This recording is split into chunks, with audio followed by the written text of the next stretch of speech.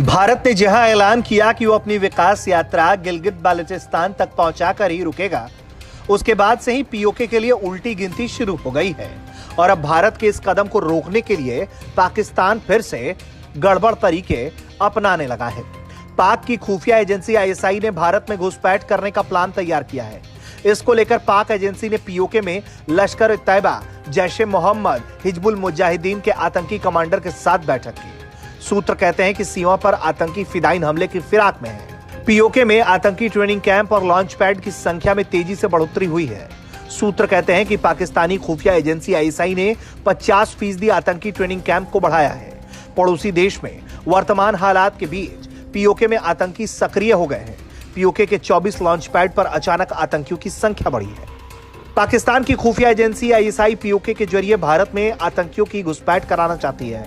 Launch pad पर ISI और पाक सेना की मदद से आतंकी लाए जा रहे हैं। जम्मू कश्मीर के केरन, गुरेज और माचिल सेक्टर में पिछले एक सप्ताह में 117 की संख्या में आतंकी पहुंचे हैं। खुफिया सूत्रों की माने तो जम्मू कश्मीर के गुरेज सेक्टर में सीमा पार पीओके के 3 लॉन्च पैड्स, लोसार कॉम्प्लेक्स, सोनार, सरदारी के जरिए 32 आतंकियों को इकट्ठा किया गया है। इन इलाकों से आतंकी 3 रास्तों का इस्तेमाल कर सकते हैं। सूत्र कहते हैं कि आतंकी जिन रास्तों का इस्तेमाल कर सकते हैं उसमें नौशेरा, नार, गोविंद नाला, परिबाल फॉरेस्ट जैसे आतंकी रूट के जरिए बांदीपोरा में घुसपैठ कर सकते हैं। यही नहीं, माचिल सेक्टर के सरदारी, केल और तेजिन के लॉन्च पैड्स पर 40 के आसपास आतंकी मौजूद है। जानकारी के मुताबिक 46 आतंकी रिंगपेन, कुमकारी गली के रास्ते होकर कुपवाड़ा में घुसपैठ कर सकते हैं। जम्मू कश्मीर के केरन सेक्टर के उस पार पाक अधिकृत कश्मीर में 41 लश्कर और जैश के आतंकी मौजूद होने की खबर है। भारतीय खुफिया एजेंसियों ने सुरक्षा एजेंसियों को रिपोर्ट शेयर की है। केरन सेक्टर के सामने दुधियाल, अठमुगम लॉन्च पैड पर यह आतंकी मौजूद है। रिपोर्ट से यह भी पता चलता है कि जम्मू कश्मीर में विदेशी आतंकियों की संख्या इस साल 2022 में बढ़ी है, जबकि स्थानीय आतंकवादियों की संख्या में गिरावट आई है। हालांकि पाकिस्तान कितनी भी कोशिश कर ले, अंजाम हर किसी को मालूम है और लगातार पाकिस्तान की तरफ से इस तरह की हरकत हुई तो यकीनन एक न एक दिन सेना जरूर सीमा पार कर पीओके में दाखिल होगी और आतंकियों का फिर से सफाया करेगी। यानी कि फिर से एक बार भारतीय सेना सर्जिकल स्ट्राइक जैसी घटना को अंजाम दे सकती है।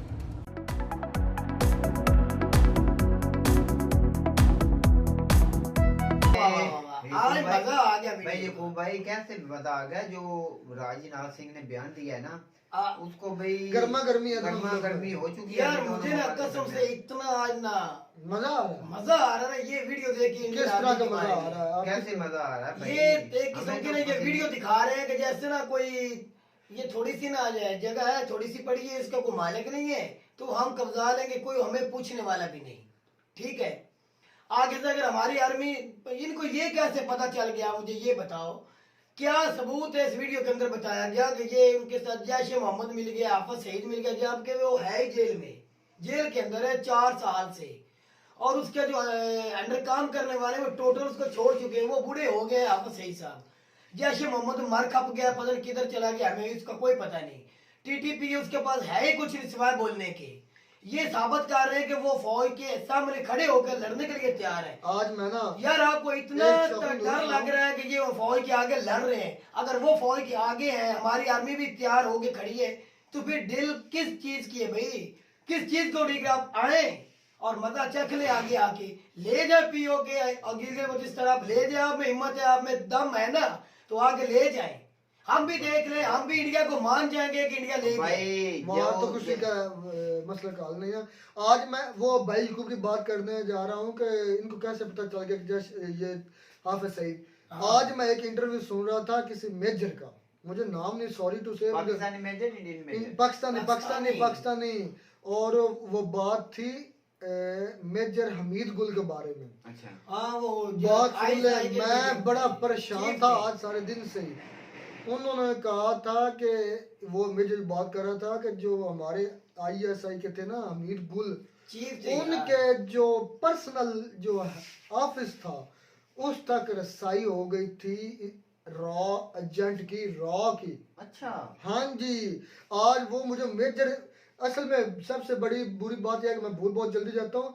कि वो मेजर, मुझे नाम ये याद रहा उसका, और एंकर थी हमारी कोई लड़की, उससे ये सवाल पूछ रही थी। उन्होंने पूछा कि अगर वाकई में ये वाकया सच है कि कोई रॉ का बंदा, ये कोई रॉ की एजेंसी का कोई नुमाइंदा, ये किस तरह कोई सुराग उनको मिल गया था पर्सनल, जो था उनका ऑफिस, जो अपना भाई वहां तक वो पहुंच गया था, वहां तक रसाई हो गई थी। तो उन्होंने कहा हो गई थी। अच्छा मैं तुझे ये बताना जो मैं उस वक्त बहुत परेशान हुआ था। भाई जितनी भी एजेंसी है, तुझे पता है क्या हमारे कितने बंदे इंडिया में हैं, या इंडिया का पता तुझे वजह हमारे यहाँ कितने हैं?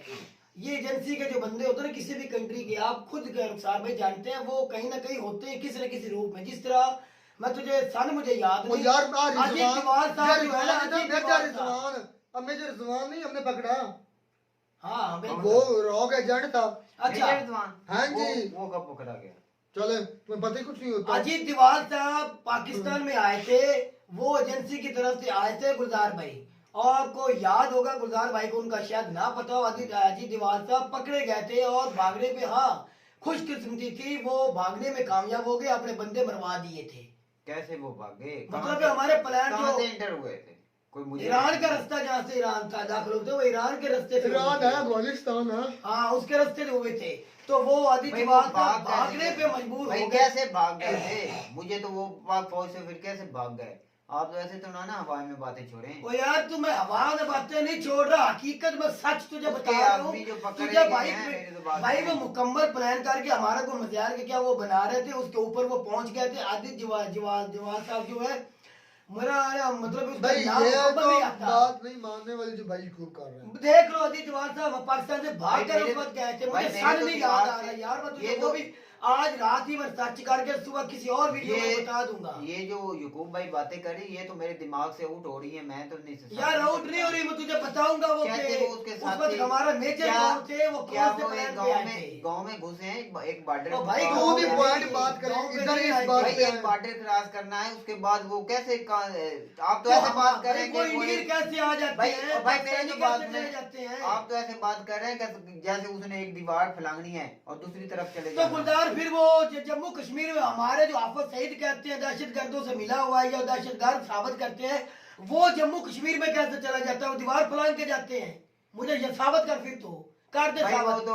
वो तो जाते रहे होंगे, कैसे जाते रहे जंगल मुझे के बता। जरिए जाते हैं, वो यार, इस बात नहीं करेंगे। किसी भी सेना से तगड़े नहीं हो सकते, कोई दहशतगर्द इतना तगड़ा नहीं हो सकता जितनी किसी कंट्री की फौज तगड़ी होती है, समझ आई है? उसको सब बातों का राज का पता होता है। उनको क्या पता है दहशतगर्दों को कहां से जाना, किस तरह जाना? वो तो बस एक जगह को काट कर असल में बात मुख्तसर ये करें, ये जो गर्मा गर्मी बढ़ रही है, ये नुकसानदेह और पाकिस्तान के अंदरूनी हालात है, माशी, सियासी, समाजी, हर लिहाज से इस वक्त पाकिस्तान पोजीशन में नहीं, कोई भी वॉर बर्दाश्त कर सकते। पाकिस्तान को अभी थोड़ा सा अभी झटका लगा तो पाकिस्तान मेरे ख्याल में घुटनों पर पहले ही है, फिर लाग ही नहीं सकता रुखसार, आएंगी नहीं इंडियन भाई। वो क्यों चाहेंगे अपनी इतनी अच्छी इकोनॉमी, इतना अच्छा म्यार बना दुनिया में, इतना इमेज अच्छा बना दुनिया में इंडिया का, वो क्यों लड़ना चाहेंगे? वो खुद कहते हैं हम किसी के साथ पहल कभी हमने की नहीं, हिस्ट्री में देख लो। जो गर्मा गर्मी आ रही है, हम ये नुकसानदेह है। भाई वो कभी भी पहल नहीं करेंगे। लिख लो बात। मेरी तो बात सुने, 3-4 दिन से जो बयान दिया है राज साहब, बयान हो सकते हैं, तो उसके बाद भी गर्मा गर्मी सोशल मीडिया में तो काफी है। फौज के अंदर हमें नहीं पता कि पाकिस्तान की भी फौज से कोई बयान नहीं अभी नहीं हुआ आया। मेरा सोशल भाई- मीडिया की ज्यादा गर्मी गर्मी है बस जो ये मैं इससे बात कर रहा ज्यादा हूं। ये नहीं हो सकती। हाँ पाकिस्तान की तरफ से अगर पहल की जाए तो की जाए। मैं तुझे यकीन के साथ कह सकता हूँ, मैं 3-4 साल सुनता आ रहा हूँ, इंडिया में कभी ना किसी पे पोल की है पहले हरकत, ना कभी रहती जिंदगी करेंगे। तो ये वो इंडियन बयान खुद क्यों करते दे रहे हैं। हैं राजनाथ? बयान वो क्या? खुद या तो फिर न्यूट्रल ले रहे हैं, इंडिया झूठ बोलते हैं, या तो फिर वो झूठे हैं। राजनाथ ने ये बयान फिर क्यों दिया?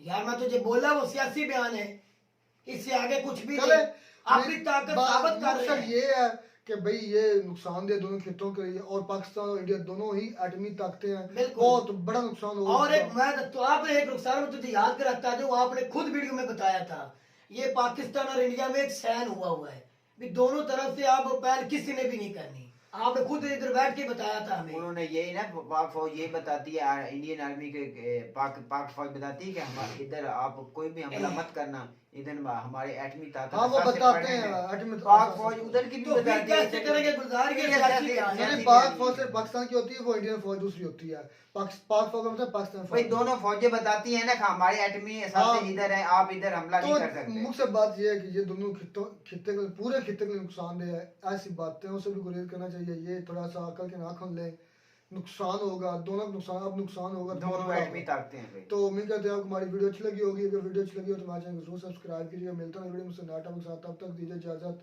अल्लाह हाफिज।